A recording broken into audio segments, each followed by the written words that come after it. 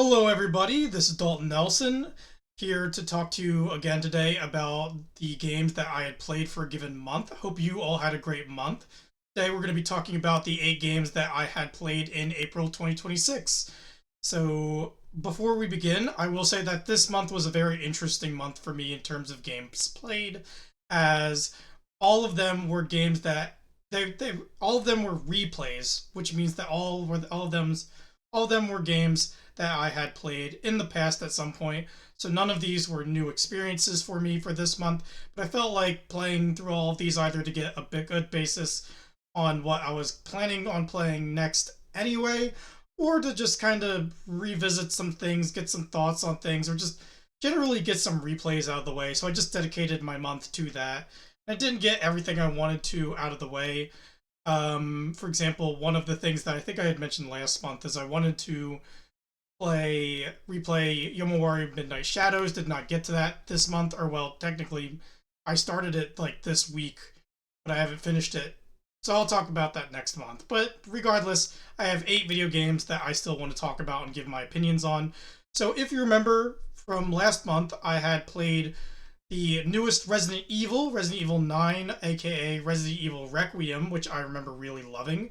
And so that caused me to go on a bit of a Resident Evil fit and play some games that I felt like I needed to kind of replay to either get my opinions on them straightened out or just because I had fond memories of them. Of course, the first game that I had played was Resident Evil 4, or rather, the Resident Evil 4 remake. I've also played the original Resident Evil 4, which has the quick time events as well as the atmosphere to it, which I really like. Though I will say that I also really love this remake. It kind of does what the Resident Evil 2 remake does for me, in which it takes the mechanics of its original game. Not saying that I've played the original Resident Evil 2, but it takes the mechanics of Resident Evil of the original Resident Evil 4 and it refines them using this new RE engine to create something really sleek and really polished and really modern as well. I as I kind of alluded to, I feel like that some atmosphere had gone missing between the original Resident Evil 4 and this one. I will say that I do enjoy playing this one a lot more. I also enjoy the things that they had added, mainly the little side quests that originally in the original game, I believe the only side quest that you could actually get a maybe it was a couple. I can only remember one. It's been a while since I played the original Resident Evil 4. I believe there was at least one side quest where it was just blue medallions. In this game, you can do blue medallions, you can kill like rats on the ground, or there'll be like special enemies that you can go and fight. So I found that really interesting. And then you can like choose on what you're going to spend your what you would get from this game would be like some currency, and then you can choose prizes on what you could spend that on, which I found really interesting. I also, on replaying this, I really feel like I appreciated what Capcom was doing with the characters of Resident Evil 4 more so than I was previous time I played it. Well, I did appreciate that on the initial playthrough. Characters like Louise and especially Ashley, I actually really enjoyed. I actually started tearing up on Louise's death a little bit, which I was surprised about this time around. So I really appreciate that kind of that fleshing out there as well. Even the military guy you fight that I don't really understand the backstory of. Whatever that guy's name is, he was like I guess Leon's former commander, probably in like a side game in Resident Evil I haven't played. I'm trying to remember his name. I played this game at the very beginning of the month, so excuse me if I don't remember some things. But even he has like a more fleshed out backstory, so that you don't necessarily have to play like whatever side game he's from. But overall, I would highly recommend Resident Evil 4. It's an amazing remake, and I feel like most people know that already. It's great. After that, I had played the Half-Life remake, Black Mesa, which I'm gonna let me just pull up some notes here real quick.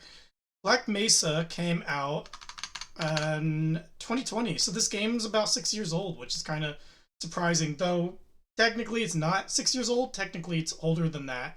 I still remember originally finding out about this game, and I think I had played, or if not played, I at least watched a YouTube walkthrough or a let's play of the beginning moments of this game, because how the development shook out for this game was that there was this team called that was eventually called Crowbar Interactive that worked on this game, and they had made strictly the pre-Zen portions, and that's what was available for a long while, and I think it might have been even available for free for a little bit.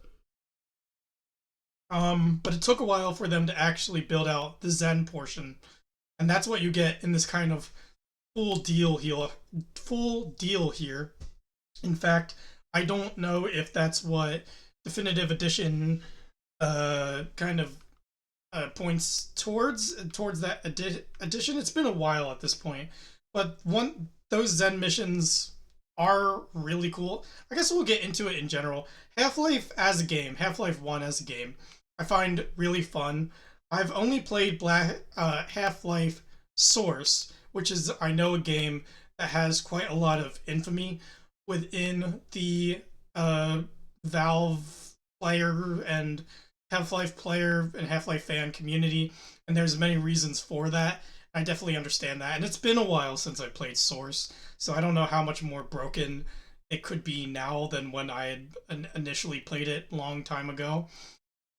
Um, but there was that game, and what, as I said, Half-Life Source was a game that lives in infamy, and Black Mesa here was kind of Crowbar Interactive's response to that on how they felt like a Half-Life remake should be. And so they had used the Source engine, at least I think is what they use here is the Source engine, to kind of rebuild the original Half-Life from scratch, and then build on top of that a totally new reimagining of the Black Mesa section, or not the Black Mesa section, of the Zen section.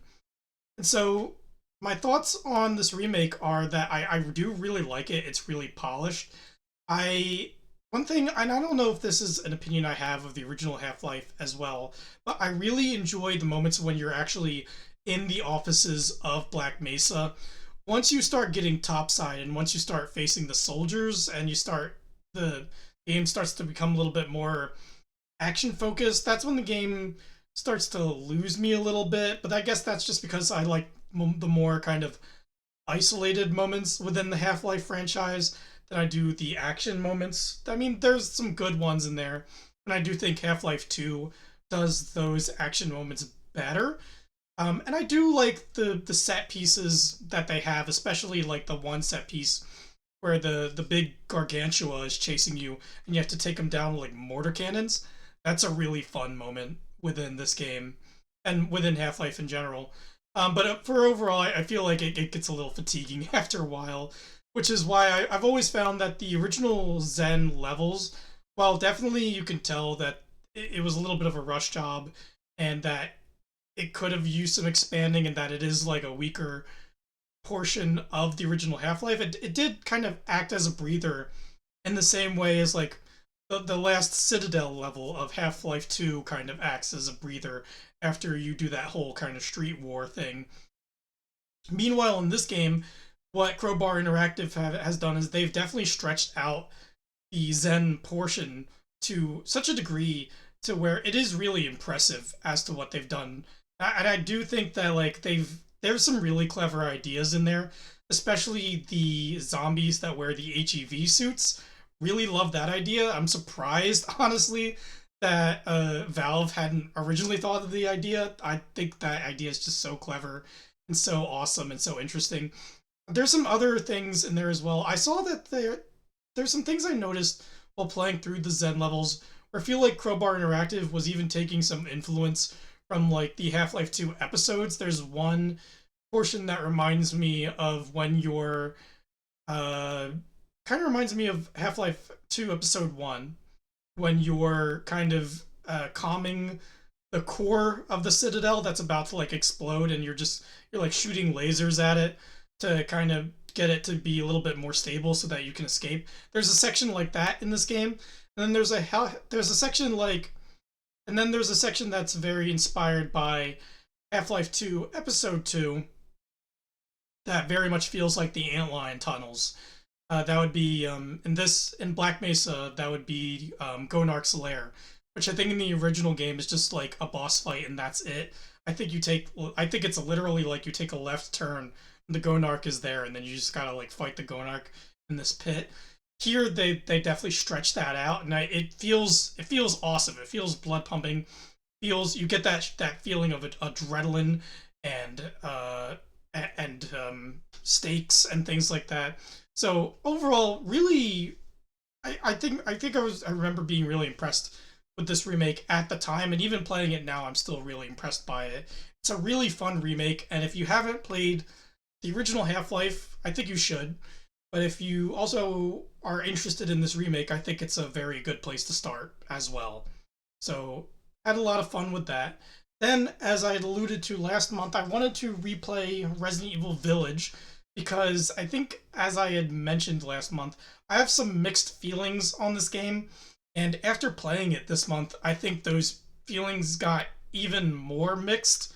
I think, from what I've gathered in terms of how the community feels about how the Resident Evil fan community feels about this game, I feel like they generally like it. I feel like people generally like this game, and especially people like the characters of Heisenberg and Lady Dimitrescu, which I get for sure.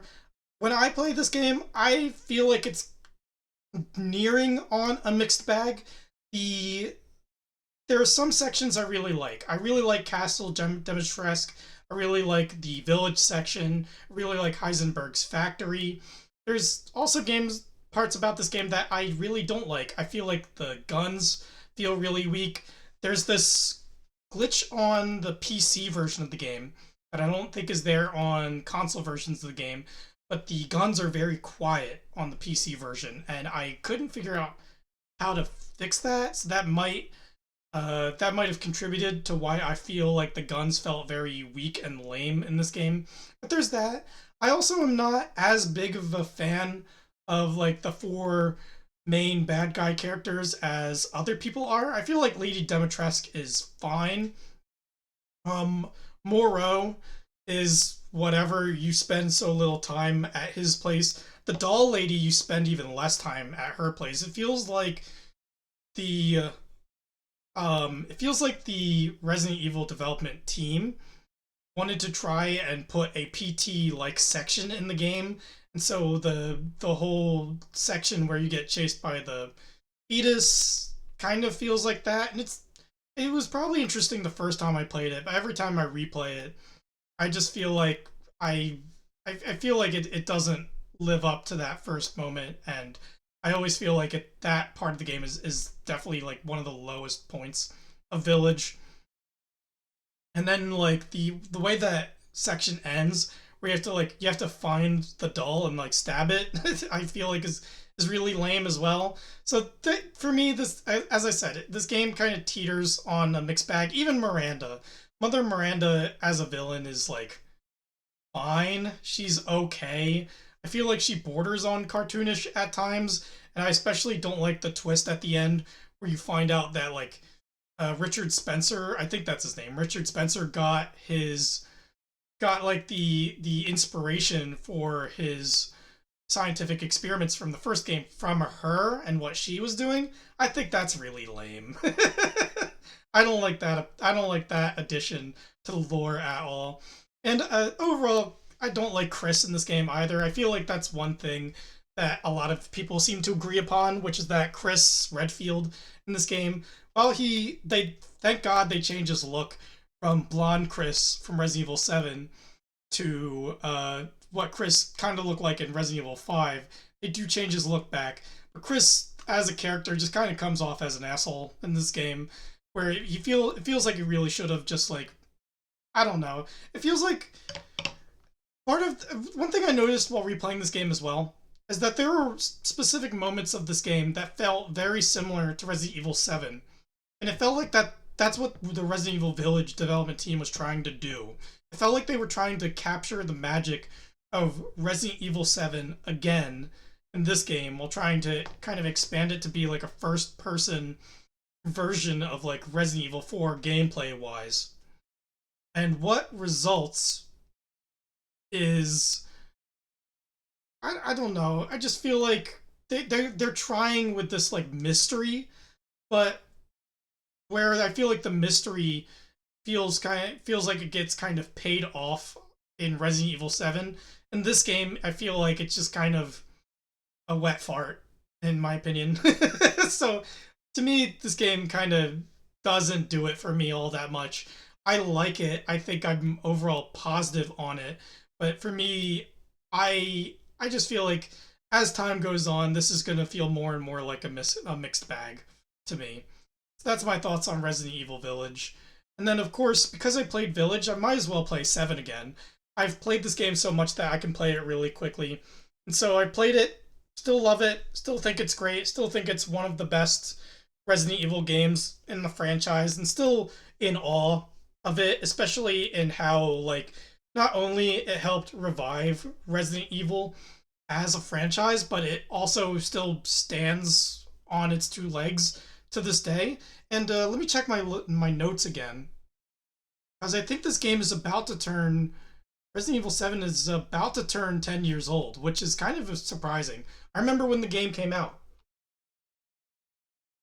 And I remember the mystery and like the playable demo and how it was very similar to like PT in that way, and the kind of the overall mystique of it. And to even see it kind of unfold now, even kind of knowing the mystique of it, I still kind of get caught up in it. I think that the inclusion of Ethan Winters, the everyman in this game, was a very wise choice, especially kind of stepping away from the direction that Resident Evil 6 took, and how that got way too complicated and it's just way too much, and they were trying to make like Resident Evil the action movie, the game. Here it feels like it's going back to their roots, back to those Resident Evil 1 roots, and really capturing what made that game and subsequent games like it so great. Excuse me. So overall, still love this game. Still think it holds up. Still think it's great. It's amazing. Highly recommended. And then, of course, because we played a game like Resident Evil 1, we might as well play Resident Evil 1. Technically, this is the remake of Resident Evil 1. I played the one on the PC on Steam, which I don't think is or it's a little different. I don't think it's that different from the 2002 remake. I think I forget what the Steam version technically is, but it's basically that remake with like a couple extra skins. But Resident Evil 1, great game, amazing game, super influential. Even to this day, I think it holds up. I've seen a lot of people clamoring for a remake of it in the RE engine. I disagree, just because I think that even with the fixed camera angles and kind of getting lost in those kind of controls and trying to reorient yourself with your local direction with the controls a little bit, it's still a little rough. I still think that this game here, this remake here, still stands on its two legs, still stands up to the test of time, and still is a great game in general. If there was a game in the Resident Evil franchise that I think Capcom could remake next, I don't think I wouldn't want it to be this one. To be honest, I think it still looks great. To me, I would want them to remake Resident Evil 5, which is a very flawed game. So I think that would benefit more from the hindsight that Capcom seems to be gaining from this new era that they had rushed in since 7. But if you've not played this Resident Evil 1 remake, you really should. It's great, still stands up, still great, and you don't even need a guide. It's like one of those old games you don't even need a guide. Everything is just is there and it makes sense, and it's a beautiful game. It's a beautiful game. Beautiful, wonderful game. Then I saw on Steam that Max Payne 3 was on sale, and I was like, I haven't played Max Payne 3 in a long time. I originally played Max Payne 3 on the Xbox 360. I remember really enjoying it, and so I picked this up, and I still enjoy the hell out of this game. The animation, the way the movement was set up, where it's purely based off of animations, can still get in the way of the actual movement of this game. It's not as smooth as, say, like Max Payne 2, but I really enjoy like the weight that Max has. I really enjoy the tone of this game. I really enjoy the look of this game. Even like those visual effects that they have in the cutscenes where they're kind of glitching out and you get like the little quotes on the screen that are kind of like little exclamations on what people are saying.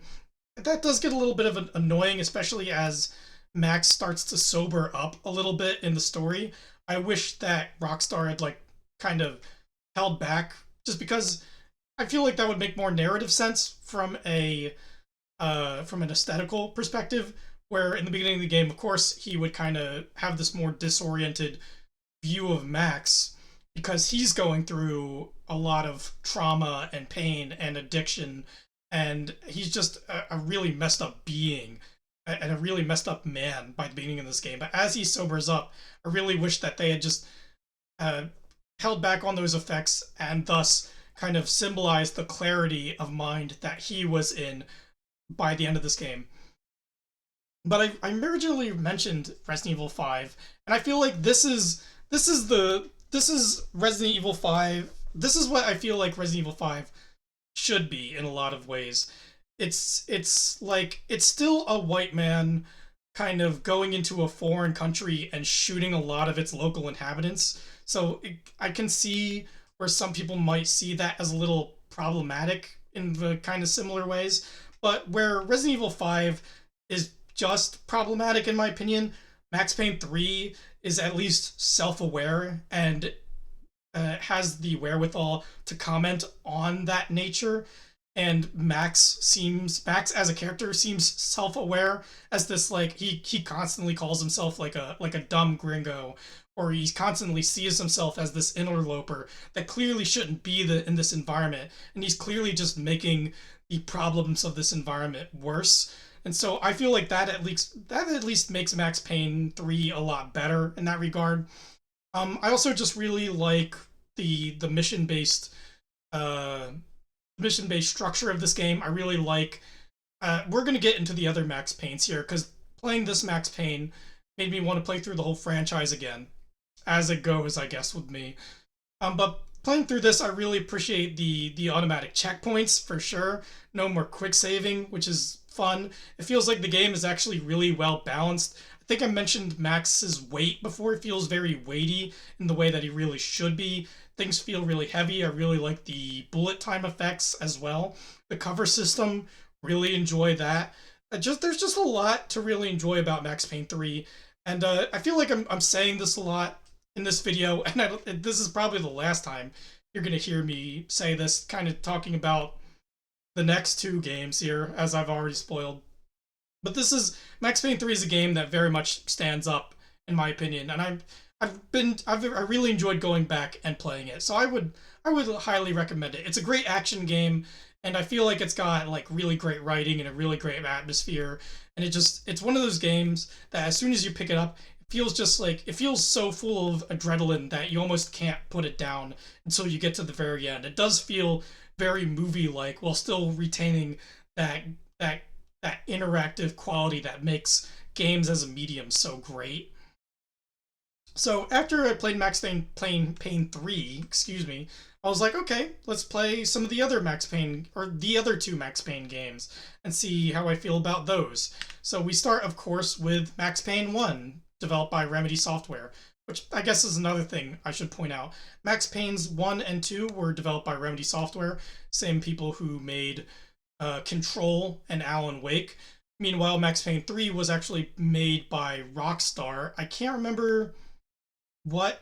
It's like a specific Rockstar team that worked on that game. Let me go back here.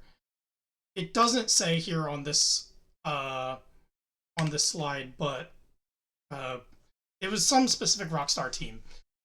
But this was made by Remedy Entertainment, and this was kind of the game that started a lot of things within video games. It started like bullet time, or well, specifically, it started like that bullet time effects, very much inspired by movies like The Matrix or Hard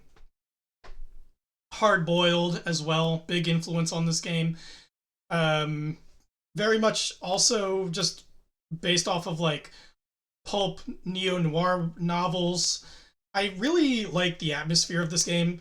I do really like the writing of this game. I think Sam Lake is an amazing writer, and I think that if there's anything that stands up for this game, it would be Sam Lake's writing. Everything else about this game I think is fine. When it works well, it's a great action game. When it doesn't work well, though, this Max Payne, the original, can feel very cheap. There's plenty of times where you're just kind of moving about the levels and something will come around the corner and it'll do so much damage to you so quickly that you're either really hurt or you just die instantly. I'm talking about things like guys coming around corners with like shotguns, and then you're just like your whole meter just kind of fills up, and you're just like, oh gosh darn it. Or a grenade will come out that you didn't know was coming, and that'll just like blow up within like less than a second. And the thing about Max Payne, and what we'll get into with Max Payne 2, is that they both don't have automatic checkpoints. And so if you die, you go back to the beginning of the level, which really, really sucks. Now, they do have quick saves, but that in itself, I feel like doesn't belong in a game like this. It belongs in a game like Serious Sam, where I feel like quick saves can help a lot when you know you've gone through like a big struggle point. Meanwhile, Max Payne feels like it has its ebbs and flows, and so it feels like with quick saves, it kind of it ruins that flow of gameplay for me. So ultimately, while I appreciate Max Payne, I don't like this particular entry in the Max Payne franchise. For me, this is why I'm like kind of excited by those Max Payne remakes 1 and 2 that Remedy is supposedly doing. They announced that back in like I think they announced that back in like 2020, and it's supposed to be slated for like the end of this year or the beginning of next year. We'll see about that. We'll see about that. I know it takes them a while to actually come out with stuff at this point, and that's nothing on them. I think I've said it before. Making games is hard. It's a hard industry to get into, and when you actually get into it, it's still a hard industry to actually work in. So I do not envy them or hate them at all for that. They take the time they need to make those Max Payne games, and I really hope that they don't get subjected to crunch. Though knowing the video games industry, they will, and that's a shame. But as I said, not my favorite, and I hope that when those remakes do come out, they'll kind of rectify a lot of the problems that I have with this game, especially that feeling of cheapness that is strewn all throughout this game. And then the last game that I had played for this month, literally beat it yesterday, that would be Max Payne 2: The Fall of Max Payne.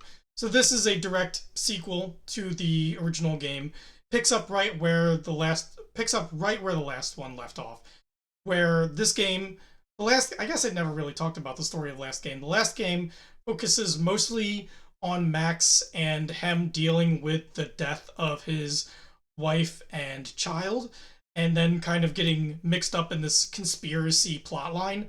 Meanwhile, this game takes on much more of a noir tone, especially with Max and his relationship with Mona Sachs, which is this other kind of person, kind of a similar to Max, where she's very much looking for revenge in the same way that Max kind of was in the original game. And they were running into each other in the past in that original game. And in this game, that very much blooms into like a romantic relationship pretty much right out of the gate. It's not coy about that at all. And what I enjoy about this game is that it does feel like an improvement on a lot of fronts. There's still that element of there's no automatic checkpoints. So if you're going through a level and then you say you like die in the middle of it, you have to start all the way back to the beginning. That happened to me in this game actually. I was in like the police station section of the game where it has like a bunch of cutscenes and a bunch of just very context specific actions that you have to do. And then I went through like most of the level, died. Then I came back and was like, oh man, I gotta do this again. Darn it. So that was unfortunately is in this game. They did make Max a lot faster and the shooting a lot smoother.